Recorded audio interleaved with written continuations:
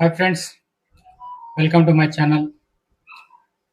నిజంగా ఆంధ్రప్రదేశ్ ప్రభుత్వం 2025లో అందరికీ ఇల్లు హౌసింగ్ ఫర్ ఆల్ పథకం కింద అర్హత కలిగిన ప్రతి కుటుంబానికి ఇంటి స్థలాన్ని పంపిణీ చేయాలి అనే ఉద్దేశంతో ఇంకా ఎవరైనా అప్లై చేసుకునే వాళ్ళు ఉంటే అప్లై చేసుకోండి.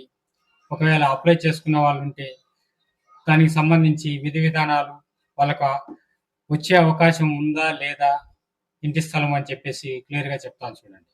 మీరు స్కిప్ చేయకోకుండా వీడియో చూస్తేనే మీకు అర్థమవుతుంది. మధ్యలో స్కిప్ చేస్తే మీకు అర్థం కాకుండా పోతుంది. క్లియర్గా చెప్తాను, వినండి. గ్రామీణ ప్రాంతాల్లో అయితే 3 సెంట్ల స్థలం ఇస్తారు. పట్టణ ప్రాంతాల్లో అయితే 2 సెంట్ల స్థలం ఇస్తారు. అదేవిధంగా ఇంటి నిర్మాణానికి సంబంధించి 2 సంవత్సరాల లోపల పూర్తి చేయాలి. జీవో నంబర్ 23 ప్రకారం 2 ఏళ్ల లోపల ఇల్లు పూర్తి చేయలేని పక్షంలో ఆ స్థలము ప్రభుత్వానికి చెందుతుంది. అదేవిధంగా కుటుంబంలో పట్టా వచ్చి మహిళల పేరుపైనే ఇస్తారన్నమాట. మహిళల పేరు మీదనే ఇంటి పట్టా అనేది ఇస్తారు. 2 సంవత్సరాల లోపల ఇంటిని నిర్మించుకోవాలి. ఇంటిని నిర్మించుకోవడానికి ప్రభుత్వమే లోన్ రూపంలో డబ్బు కూడా సాయం చేస్తుంది అనమాట. 10 సంవత్సరాల తర్వాత కానీ ఇంటి స్థలం పైన పూర్తి హక్కు ఉండదు. ఈ 10 ఏళ్ల లోపల ఎవరికైనా అమ్మాలనుకున్నా, ఎవరైనా కొనాలనుకున్నా అది చట్టరీత్యా కేసు కూడా అవుతుంది. అమ్ముకోలేరు కూడా. 10 ఏళ్ళు కంప్లీట్ అయ్యేంత వరకు ఆ స్థలానికి సంబంధించి ఫ్రీ హోల్డ్ రైట్స్ అనేది వాళ్ళకు రావన్నమాట. 10 సంవత్సరాల తర్వాతనే. ఇక దీనికి సంబంధించి 6th స్టాప్ వ్యాలిడేషన్ అని ఇది కూడా ఉందన్నమాట. దాంట్లో భాగంగా చెప్తాను చూడండి. నెలసరి ఆదాయం 10,000 రూపాయలు. 10,000 రూపాయలు మించకూడదు అనమాట గ్రామాల్లో అయితే. పట్టణాల్లో అయితే 15,000 అనమాట.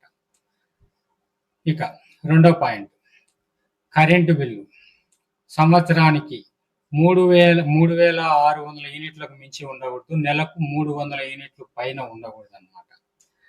ఇంకా కుటుంబంలో ఎవరికైనా గవర్నమెంట్ ఉద్యోగం కూడా ఉండకూడదు. ఇంకా అదేవిధంగా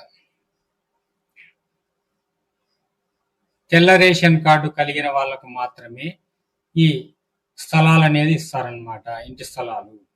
ఇంతవరకు ప్రభుత్వ పథకాల ద్వారా ఏ విధమైనటువంటి ఇల్లు కానీ స్థలం కానీ ఇంతవరకు పొంది ఉండకూడదు. ఇంకా 5 ఎకరాల మెట్ట భూమి కానివ్వండి, 2.5 ఎకరాల తడి భూమి కానివ్వండి, అంతకు మించి ఎక్కువ కూడా ఉండకూడదు అనమాట.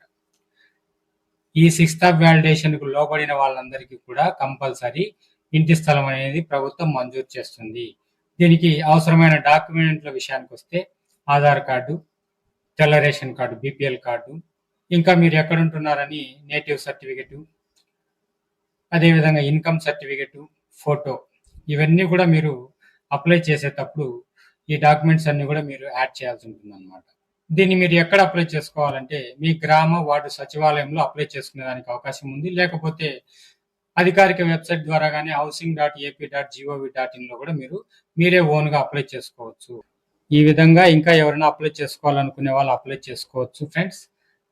ఇది ఫ్రెండ్స్ నేను చెప్పాలనుకున్న విషయం. ఇంకా ఎవరైనా మన ఛానల్ని సబ్స్క్రైబ్ చేసుకోకుండా ఉంటే తప్పకుండా సబ్స్క్రైబ్ చేసుకోండి. అదేవిధంగా మన వీడియోని కూడా లైక్ చేయండి. ఇంతసేపు ఓపిక విన్నందుకు, చూసినందుకు అందరికీ ధన్యవాదాలు ఫ్రెండ్స్.